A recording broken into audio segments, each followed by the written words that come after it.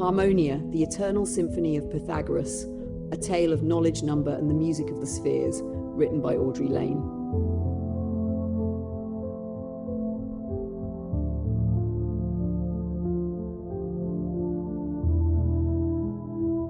Forward, forward, forward.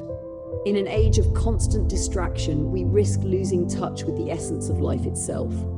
The ancients, like Pythagoras and his disciples, sought knowledge not as an end, but as a means to live harmoniously with the cosmos. Their studies of number, reason, music, and celestial order were paths to enlightenment, guiding them toward a deeper understanding of existence.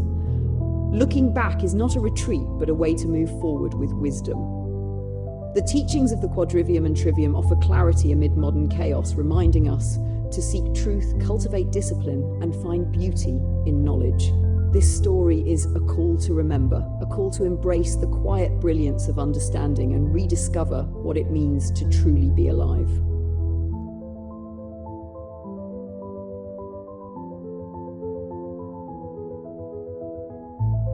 Chapter 1: A New Way of Living.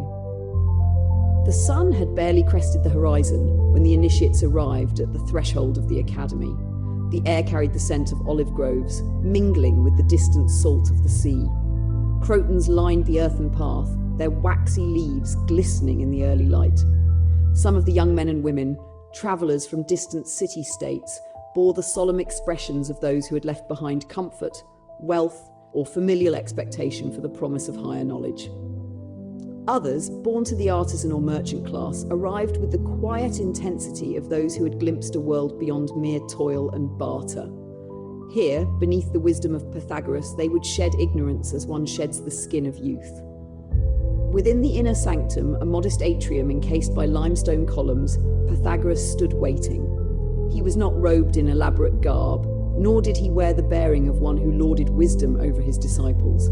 His manner was precise, his gaze penetrating, his stance that of a man who had long unburdened himself of all excess. The space was devoid of grandeur, yet within it there was gravity, a silence that beckoned thought before words. "You have come in search of knowledge," Pythagoras began, his voice steady and deliberate, each syllable measured like the steps of a sacred procession. "But heed well, wisdom is not a draught that may be poured into an untempered vessel, nor does it descend unbidden upon the idle mind. It must be drawn forth, shaped, refined, as the smith tempers his steel, not in haste but through patience and the crucible of discipline." One among them, a youth from Miletus, raised his hand hesitantly. "Master, we have heard many teachings in our cities. The sophists, the orators, even the temple priests, they all claim to impart wisdom. What is it that makes your school different?" Pythagoras clasped his hands before him, the gesture itself imbued with an air of calculated precision. "You speak rightly, for the world is replete with those who claim to teach. Yet not all knowledge is alike. The sophists deal in words, the orators in persuasion, the priests in obedience. We seek none of these things alone. We seek harmony, between man and number, between soul and cosmos, between the self and the divine." A murmur stirred among the students. A woman, poised with the elegance of Athenian nobility, inclined her head. "And what does it mean to seek harmony?" Pythagoras regarded her with an appraising glance, then answered with the weight of immutable truth. "You shall learn, but first, you must unlearn." He gestured to a simple wooden bench beside him. "Each of you shall commence your study as all who have come before.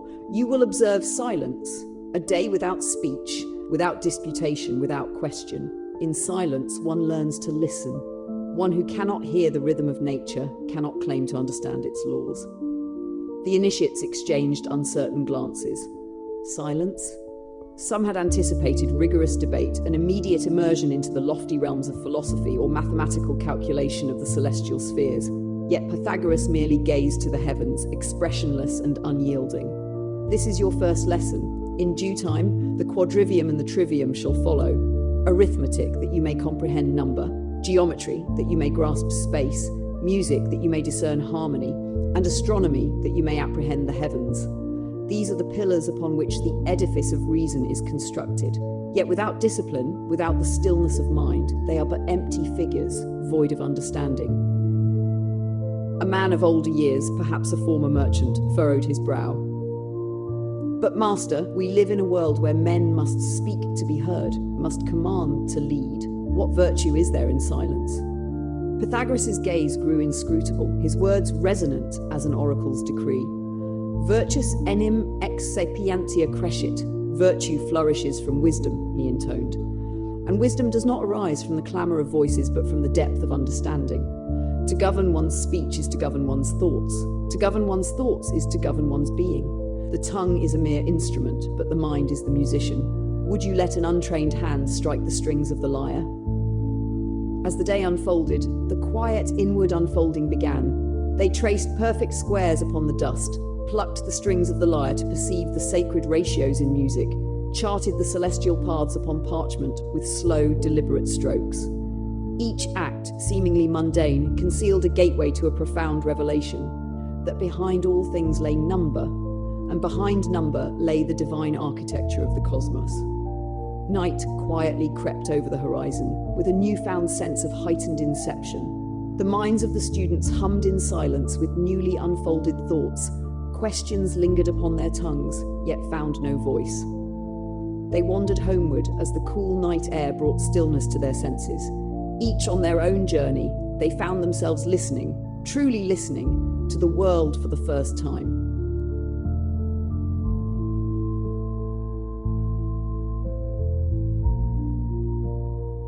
Chapter 2. To hear, one must listen. The second dawn unfurled with a new perspective, an air of incited wonder, and once more the initiates gathered in solemn assembly within the atrium. Silence was observed, yet within that silence a quiet tension thrummed, an anticipation unspoken yet deeply felt.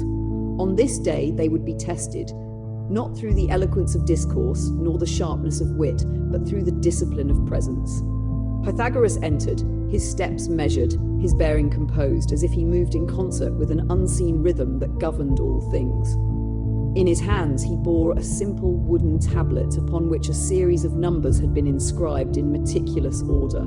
Their arrangement suggested meaning, yet its secrets remained veiled to the uninitiated eye. "Today," he began, his voice resonant, woven with an authority that was neither forceful nor pleading but self-evident, "we commence with number, for in number lies the very fabric of existence.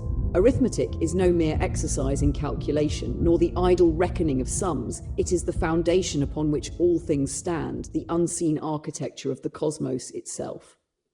A youth from Corinth, his brow furrowed in consternation, ventured a question. "Master, how can mere numbers define existence? They are but abstractions. The world is of flesh and stone, of water and breath. Where then do these dwell within number?" A knowing smile, patient and unshaken, traced the lips of Pythagoras as he set the tablet gently upon the earth. "You speak as one who perceives the shadow but not the form which casts it. Consider this: your breath, the cadence of your step, the measured beating of your heart, the intervals of the lyre, the celestial bodies in their unfailing course. Are they not all bound by number? The world sings, though few have the ear to discern its music. It speaks in ratios, in harmonies unseen, in the immutable precision of the spheres. In time you shall learn not merely to behold, but to hear." And so the second day commenced. The initiates, their brows knit in contemplation, knelt upon the earth, tracing the sacred numbers into the dust with steady hands. What had begun as mere symbols now took shape as revelation. The first glimmers of comprehension dawning upon their minds as they began to perceive the invisible order that girded all creation. They had come seeking wisdom, yet wisdom could not be granted. It could only be uncovered, like the sculptor revealing the form already dwelling within the marble.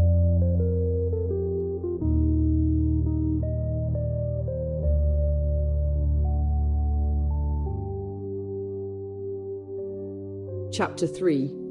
More than an equation, a symphony. Months passed in quiet and unrelenting discipline. The initiates, once hesitant and uncertain, now moved with measured purpose, their every action attuned to the ordered rhythms of the academy. The passage of days, once merely the turning of light to dark, had become a cadence, a metronome by which their intellects were honed. Each morning, long before the sun crowned the horizon, they rose, their minds sharpened by the sacred study of arithmetic, their fingers tracing the immutable truths of number. The lyre's harmonies, once mere notes plucked upon a string, now revealed themselves as echoes of celestial law, their vibrations a reflection of the divine order. Above them, the firmament wheeled in its silent procession, a testament to the great symphony of existence. By nightfall, they sat in deep contemplation, their thoughts no longer bound to isolated principles, but interwoven into a grander design, a tapestry of cosmic unity, where number, sound, and motion were but different expressions of a single, ineffable truth.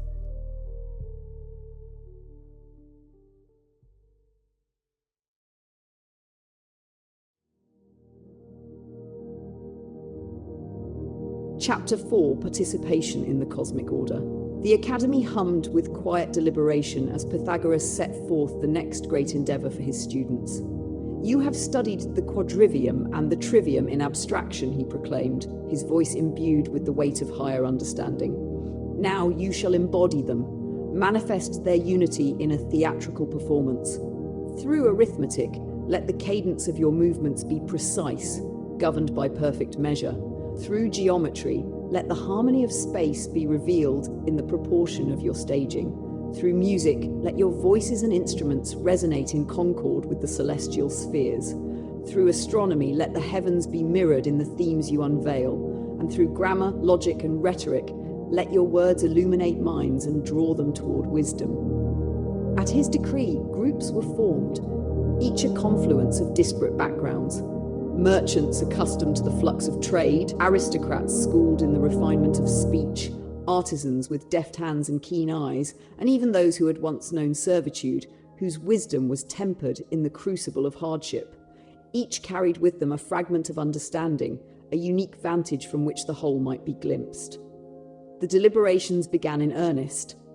"If we are to embody number," remarked a youth, his fingers inscribing careful figures into the dust, "our movements must be governed by proportion. The Fibonacci sequence could guide our choreography, its ratios mirroring the natural progression of form." A woman, her fingers calloused from the lyre, nodded in agreement. "And our music, our instruments must be tuned according to the divine intervals, each note corresponding with the sacred mathematical harmonies of the heavens. Let our melodies echo the celestial order." "But how shall we render it participatory?" inquired another, a former mariner, his voice imbued with the wisdom of the sea. "Master Pythagoras speaks not merely of observation, but of participation in the cosmic order. The audience must not merely bear witness, they must take part." A philosopher among them, his brow furrowed in thought, offered, "Perhaps we do not deliver knowledge as mere performance, but as inquiry. We pose questions that demand contemplation, guiding the audience toward truth through the very mechanisms of rhetoric.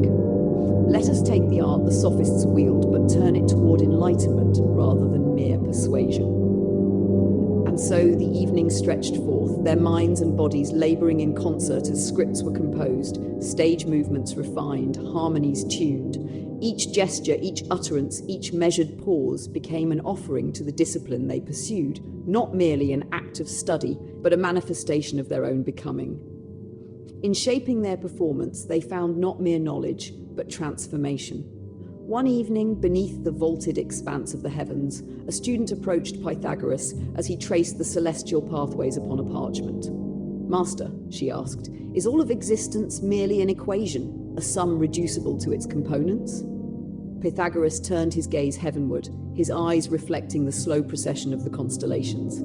"It is more than an equation," he intoned, his words resounding as if drawn from the cosmos itself. "It is a symphony, and you are not merely the audience, you are also the instrument, the musician and the note. To seek knowledge is to tune oneself to that greater harmony. This is the true aim of our study, not mere logic but wisdom, not mere number but meaning." The students bowed their heads, their thoughts expanding like ripples upon still water, contemplating his words as the celestial spheres traced their silent arcs above them. They had come in search of answers, but with each lesson they unearthed deeper mysteries.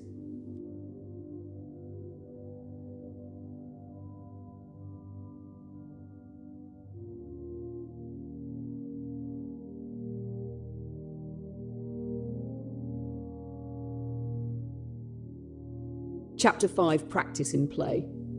The amphitheatre, nestled against the sloping verdant hills of Croton, was ablaze with the golden hues of the setting sun as the townspeople assembled. Men, women, and children took their places, their curiosity piqued by the promise of a spectacle unlike any they had ever beheld.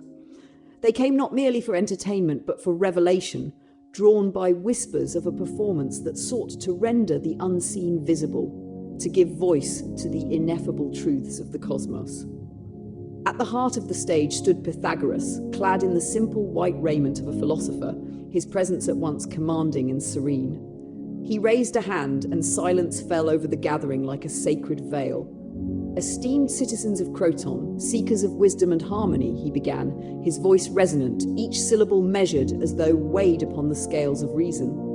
"Tonight, you shall bear witness not to mere theatre, but to a living expression of knowledge itself. My students, having laboured in the disciplines of the Quadrivium and the Trivium, shall present before you the very essence of their learning, woven into a performance that shall engage not only your senses, but your intellect, your spirit. Open your minds, let reason and wonder be your guides.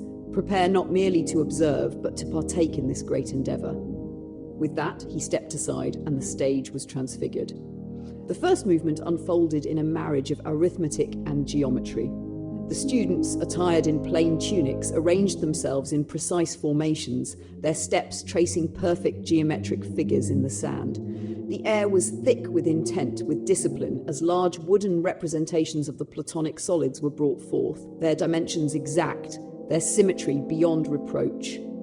From amidst the assembled performers, a voice rang forth. "What is number, if not the language of the universe itself? Is it not through number that we measure the heavens, that we tune our instruments, that we construct our very dwellings?" The speaker, a youth possessed of the natural poise of an orator, turned to the audience, his gaze searching. "You too are governed by number. Consider your breath, its rhythm. Consider the stars, their immutable cycles. Consider your own steps upon the earth." From the shadows, musicians emerged, their lyres and flutes tuned with meticulous precision to the sacred ratios of the harmonic scale. As their melodies unfurled, the audience found themselves ensnared in an auditory revelation, each note mirroring the divine mathematics of creation, each harmony a whisper of the celestial order that Pythagoras had laboured to unveil. The second movement was one of rhetoric and dialectic, a grand discourse unfolding upon the stage. There, before the gathered assembly, the students engaged in spirited debate, embodying the very essence of philosophical inquiry. A skeptic's voice rang forth, sharp with doubt. "How do we know that what we see is truth and not mere illusion? How do we trust our senses when they may so easily deceive?" A second voice, steadfast and measured, replied, embodying the Pythagorean doctrine. "It is through reason that we verify the senses, through logic that we sift the real from the illusory. To see a shadow is to know that it is cast by light. To hear a sound is to know it is born of vibration. We do not deny the senses, we refine them, tempering them as the smith tempers iron, that they may serve, not mislead." The discourse wove its spell over the crowd, drawing them not as passive spectators, but as active participants in the pursuit of truth. At key moments, they were invited to interject, to challenge, to dispute. Laughter erupted when a spirited elder, his eyes alight with mischief, sought to ensnare a student in a paradox of justice, only to be answered with a deft invocation of the golden mean. Murmurs of assent, of revelation, rippled through the gathering as long-veiled truths were made plain through the art of reason alone. Then came the final act, the grand culmination of the performance, a tribute to astronomy and music, to the celestial harmonies that bound the cosmos in silent accord. A great sphere was unveiled at the centre of the stage, its surface marked with the paths of the wandering stars. As it was set into motion, the students assumed their places in orbit around it, their movements a living representation of the cosmic dance of the planets. The music, now swelling in grandeur, moved in tandem, each note aligned with the invisible proportions that governed the heavens. "The heavens sing," intoned the lead performer, his voice reverent, as though uttering a sacred incantation, "and we, if we listen, may hear their song." As the final echoes of melody and movement faded into the hush of the amphitheatre, Pythagoras returned to the stage. His gaze moved over the faces before him, studying their expressions. wrapped in contemplation, in wonder, in newfound understanding. "You have seen, you have heard, you have pondered," he said, his voice steady yet warm with the promise of enlightenment. "Tell me, what have you learned?" A merchant stood, his voice firm, his conviction evident. "I have learned that knowledge is not a treasure to be hoarded, but a flame to be passed from hand to hand, woven into the fabric of life itself." A young girl, her eyes wide with revelation, spoke next. "I see now that numbers are not lifeless inscriptions upon a tablet, but living forces shaping the world unseen." An elder statesman, long accustomed to the trappings of power, nodded slowly. "This performance has reminded me that wisdom is not found in dominion, nor in wealth, but in harmony, in the balance of thought, word, and deed." Pythagoras inclined his head, satisfaction glinting in his gaze. "Then we have succeeded." He raised his hands in benediction, and his final words, weighty as the motion of the spheres, resonated through the hushed crowd. "Seek not merely to exist, but to understand. Gaze upon the world not with idle sight, but with the unyielding eye of inquiry. Let number guide your hands, let reason govern your mind, let harmony illuminate your soul. And above all, remember, knowledge is not for the self alone, but for the enlightenment of all." With that, the performance came to its end, but the lessons it imparted would echo far beyond the confines of the night, carried forward by those who had seen, who had heard, who had been transformed. Chapter 6, Practice into Motion, beneath the solemn boughs of the stately cypress, whose branches swayed in whispered accord with the Ionian breeze, the final convocation of the disciples of wisdom was convened. The hour was at hand, and those who had once arrived as supplicants, thirsting for knowledge as a wanderer thirsts for the cool waters of an undiscovered spring, now stood as vessels brimming with the sacred teachings imparted unto them. Some would remain within these hallowed walls, dedicating their days to the tutelage of future aspirants. Others would set forth upon divergent paths, governance, artistry, philosophy, the sciences, carrying the luminous fire of understanding into a world yet shrouded in the mists of ignorance. A youth, his voice tempered with reverence, stepped forward. "Master, when first we crossed the threshold of this sacred academy, we sought knowledge as a man thirsting in the desert seeks the waters of a hidden spring. Yet you have shown us that wisdom is not a thing to be merely held, but a living force to be embodied in every breath, in every thought, in every act." A woman of Athenian descent, once skeptical of the power of silence, now bowed deeply. "Through your teachings, we have come to understand that wisdom is not conferred by decree, nor can it be granted as an inheritance. It is drawn forth through discipline, hewn into the soul by patience, and nurtured in the sacred harmony of number, reason, and celestial order." Pythagoras, enrobed in the quiet dignity of his years, regarded his students with measured contemplation. When at last he spoke, his voice was soft, yet it bore the weight of ages. "Children of number and harmony, ye who have trodden this path of enlightenment, take heed. The Quadrivium and the Trivium are not mere disciplines of the mind, but the very keys by which the veiled order of the cosmos is made manifest. Ye have traced the celestial courses, plucked the lyre that ye might attune your souls to the divine harmonies, sculpted the word into wisdom, and through reason have illuminated the hidden architecture of existence. Now ye stand, not as mere scholars, but as torchbearers of a wisdom most ancient, charged with the solemn duty of carrying forth this light into a world that forever wavers between clarity and obscurity." He turned his gaze skyward, where the first stars of evening had begun their silent procession. "Mark well the lessons bestowed upon thee. The world is ever in flux. Men shall raise empires and cast them down. Rulers shall fashion new laws and prophets shall proclaim new doctrines. Yet amidst the ceaseless ebb and flow, the eternal verities abide. Ponder, all things flow, as Heraclitus declared. But beneath the transient waves, the river of truth endures.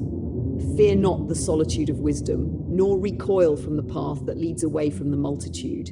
There will ever be those who scorn harmony, who seek dominion through discord, who shun the clarity of number for the chaos of untempered passion. But remember well the words of Plato, the measure of a man is what he does with power.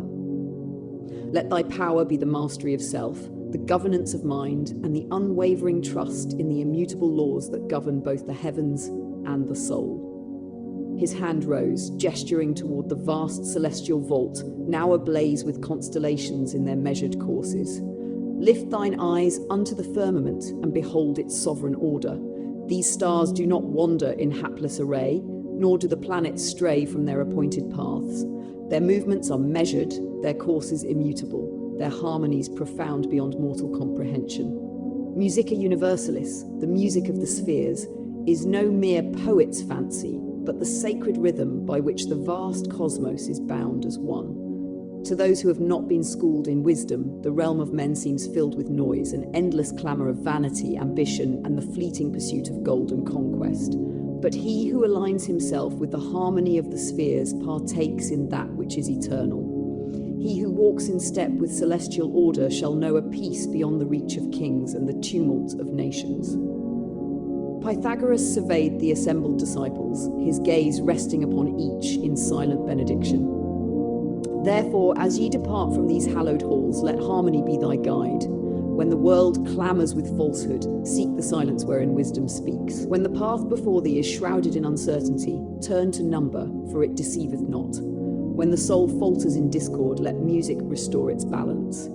Build not merely with stone, but with thought. Let virtue be thy foundation and truth thy mortar. For as Hesiod hath written, do not seek evil gains are losses. Seek instead the good, and it shall multiply, resounding like echoes upon the strings of eternity. His voice, though unbroken, seemed to reverberate beyond the confines of mere speech, as though it carried the very resonance of the heavens. Go forth with courage, my disciples. Bear this wisdom into the world as the lyre bears music unto the air. Trust in the eternal laws, and fear not to live by them. The cosmos doth sing. Let thy life be a note in its great and endless symphony. And thus they departed, their hearts enkindled with the luminous fire of knowledge, their souls attuned to the harmonies of existence, and their steps set upon the path that would lead them forth to illuminate the world.